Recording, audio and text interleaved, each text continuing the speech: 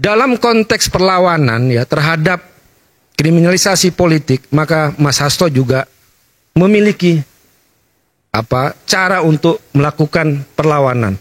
Termasuk dan dalam konteks pemberantasan korupsi, tadi saya menyampaikan ketika kasus korupsi itu hanya tebang pilih, ya, hanya tajam kepada PDI Perjuangan, padahal bukti-bukti yang ada di pengadilan fakta hukum itu nggak ada, ya, tapi tumpul kepada yang lain, maka waktunya kita bisa bongkar-bongkaran kasus korupsi yang benar-benar melibatkan pejabat negara. Ini skandal pejabat nih mau rujuk nih, artinya itu kasus korupsi ya? Kasus nggak ada kaitan korupsi, sama keluarga. Penyalahgunaan kewenangan, kemudian juga penggunaan hukum sebagai alat untuk membunuh, menyerang lawan. Jadi bukan aib pribadi dalam artian bahwa kehidupan pribadinya, bukan PDI Perjuangan tidak tertarik untuk bicara isu-isu personal dan isu-isu pribadi seseorang. Tapi kita mau fokus benar-benar, kalau ini adalah serangan politik, maka ini kita akan bisa melakukan perlawanan politik. Kemudian kalau ini isu hukum, kita juga bisa melakukan perlawanan hukum. Dan itu semuanya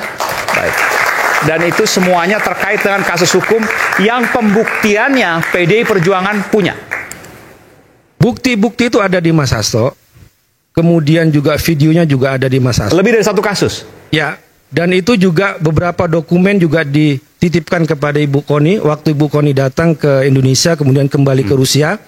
Karena pengalaman ketika Mas Hasto dipanggil oleh KPK sebagai saksi, ya, ternyata juga di situ ada stafnya yang namanya Mas Kusnadi juga dikriminalisasi, diancam, diperiksa dengan mengelabui, dirampas barang-barangnya tanpa ada yang namanya surat penyelidikan terhadap Mas Kusnadi. Maka Mas Hasto waktu itu udah bilang, wah kalau seperti ini caranya, maka beberapa dokumen yang benar-benar dianggap penting, ya, itu diselamatkan, dititipkan kepada Ibu Koni dan dibawa ke Rusia.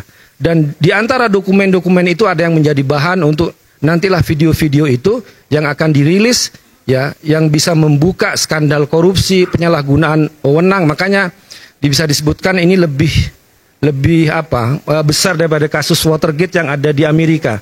Ini kan Watergate itu kan kasus bagaimana penyalahgunaan penyadapan kasus hukum untuk membunuh lawan politik. Nah, kira-kira juga ini menjelang pemilu maksudnya. Waktu itu ya, kan Watergate menjelang pemilu. Pemilu kok, ya tentu saja. Kita konteksnya adalah pemilu, Pilpres kemarin juga pemilu dan Pilpres. Kemudian setelahnya dalam konteks juga adalah Pilkada dan juga sebelum-sebelumnya bagaimana alat hukum itu dipakai untuk mengkudeta pimpinan partai politik yang menjadi umum. Iya. Kalau pemilu kenapa kemarin waktu MK tidak dikeluarkan misalnya? Sebagian katakanlah, tidak semuanya. Itu kan tidak terkait dengan yang ada di MK, ya kan? Ya, ini kan terkait dengan hal-hal yang lebih besar dari situ, ya Mas ya. Bukan soal MK yang ada di bukti-bukti itu bukan kasus pemilunya ya, tapi bagaimana kekuasaan dan sebagainya itu dipakai untuk pemenangan misalnya. Itu juga akan nanti muncul itu Mas. Maka dia ada mau sampaikan sesuatu. Jadi ada berapa kasus kalau disebutkan? Lebih dari satu kasus pasti?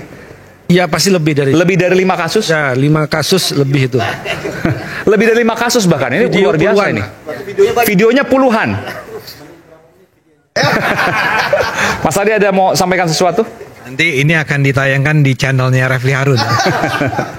Anda percaya dengan itu? Anda nggak percaya? Lah, kalau itu dinyatakan oleh Mas Hasto sendiri, oleh Bu Koni, oleh sekarang Guntur Romli, ya saya harus percaya dong. Kan orang yang mengatakannya adalah orang yang mengatakan kami punya bukti-bukti tersebut. Kami sudah buat video-video tersebut. Justru saya sebagai warga negara dan saya rasa kita semua, bahkan penonton televisi, itu mau menunggu sekarang. Itu adalah sebuah informasi yang sangat penting. Bahkan Bu Koni kan menyebutnya sebagai bom waktu akan meledak. Ya, saya kan nggak punya urusan sama orang-orang yang tadi akan diangkat oleh Mas Hasto dan Bu Koni ini kan. Maksud saya gini, yang korup kan bukan kita, bukan Anda, bukan kita semua di sini. Yang korup saya nggak tahu siapa, karena belum disebut. Ya, tapi taruhlah dia bilang ada pejabat-pejabat selama ini yang skandal-skandalnya itu akan diungkapkan. Ya bagus dong. Memang pertanyaan saya adalah seperti Anda tadi ya. Bukannya seharusnya disampaikan lebih awal. Kalau memang Anda udah punya bukti-bukti korupsi, kenapa baru sekarang? Ya, kalau ini terjadinya misalnya bukan tahun 2024, tapi 2023, 2022, ya diungkapkanlah. Mestinya semua indikasi korupsi itu dibongkar. Saya kasih contoh nih, kenapa misalnya sekarang kita tadi dikatakan KPK tiba-tiba sprint nih isu Harun Masiku. Saya duga ini ada kaitannya kan selama 4 tahun. Koreksi saya kalau saya salah nih KPK ya.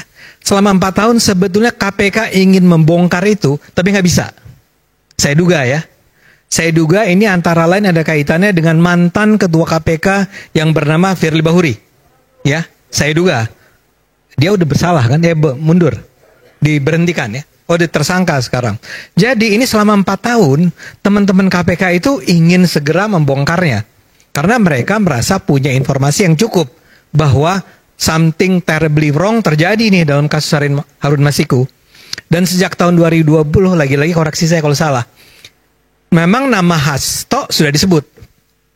Apakah sebagai tersangka, apakah terlibat, apakah pemeran, saya nggak tahu ya. Cuman sudah bahkan jadi maksudnya waktu itu diintervensi oleh PDI Perjuangan. Tapi tadi disebutkan. Saya nggak bilang ada intervensi dari PDIP. Ada kecurigaan ke sana. Tapi saya sebutkan. Saya tidak ya. Logikanya maksud juga disebutkan. Kalau seandainya Mas Hasto sebagai sekjen pada waktu itu yang berkuasa, ya kan?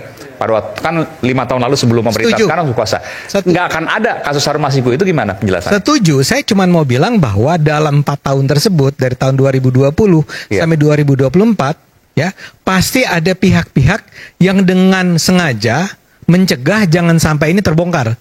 Karena buktinya adalah sekarang begitu udah ganti ketuanya, ya Firly Bahurinya diganti, ketua yang baru, dan kemudian PDIP-nya sendiri tidak menjadi sebuah partai dominan, ya tiba-tiba sprint. Dan itu menurut saya ya biasa-biasa aja. Selama ini ditahan-tahan, begitu dikasih kesempatan sprint, ya. Kalau Anda tanya ke saya, menurut saya Pak Hasto salah nggak? Saya sih percaya dia salah. Tapi kan saya percaya, belum tentu benar. Kok bisa percaya dari mana? Karena tadi dari 2020 sudah disebut, ya. Dari sekarang KPK pun dengan sangat percaya diri bilang bahwa dia, Pak Hasto, kami nyatakan sebagai tersangka, ya. Artinya mereka sudah punya cukup bukti nih. Untuk mengatakan bahwa Pak Hasto tersangka. Karena itu saya percaya. Saya nggak mau skeptis dengan apa yang dikatakan oleh KPK dong. Jadi data-datanya cukup untuk membuat kita percaya Pak Hasto bersalah. Nah, saya kembali ke pertanyaan Anda. Jadi memang data-data itu bahaya kalau ditutup-tutupi. Menurut saya apa yang dilakukan oleh Pak Hasto itu sebetulnya kurang tepat. Bahwa beliau itu selama ini sudah mengumpulkan bukti-bukti korupsi oleh para pejabat dari mana ke mana saya nggak tahu, tapi dia mengumpulkan data-data mengenai pejabat yang korup atau yang melanggar hukum, tapi dia diamkan. Nah sekarang ketika kasus dia sendiri lagi rame, kemudian dia bilang bahwa saya akan bongkar nih, ya. Menurut saya itu nggak pantas. Seharusnya nggak pantas dalam arti begini. Kalau Anda memang punya data-data itu yang sangat kuat, yang seperti bom waktu, yang akan mengguncangkan Indonesia, ya, artinya itu adalah informasi-informasi besar, bukan informasi yang receh-receh, bukan informasi yang nggak penting. Ini pasti penting, pasti menyangkut nama-nama orang terkemuka. Nah, kenapa itu selama ini Anda tutup-tutupi? Dan kemudian bahkan saya sampai bertanya, betul nggak kalau Anda menutupi informasi mengenai korupsi, ya, dan Anda dengan sengaja menyembunyikannya di bawah meja, di bawah tempat tidur dan seterusnya, Anda turut bersalah dalam tindak korupsi tersebut. Saya kasih bayangan nih, kalau saja yang nanti akan diungkapkan oleh Pak Hasto adalah sebuah korupsi yang dilakukan oleh pejabat X pada tahun 2022, 2 tahun yang lalu, dan informasi tersebut dengan rapi ditutup oleh Pak Hasto sampai tidak diketahui oleh publik, dan baru sekarang dia ungkapkan bahwa pejabat X itu pada 2022 sebetulnya memperoleh gratifikasi sebesar 50 miliar rupiah. Menurut saya harusnya tahun 2022 itu diungkap kepada publik bahwa saya punya informasi nih mengenai Pak Ade Armando yang terima 50 miliar. Jika tidak diungkap dan baru diungkap sekarang ketika ada kasus, maka? Menurut saya mungkin salah nih. Ahli hukum lebih harus bicara di sini. Kalau itu dia diamkan, dia akan bisa masuk dalam kategori orang yang terlibat di dalam menyembunyikan informasi korupsi. Dan itu adalah sesuatu yang terlarang dalam undang-undang korupsi. Nah, jadi saya ingin katakan begini. Saya sih sangat gembira kalau Pak Hasto, Bu Kony sampai berani untuk membongkar ini. Karena memang perang melawan korupsi yang harus dilakukan Indonesia itu sangat berat.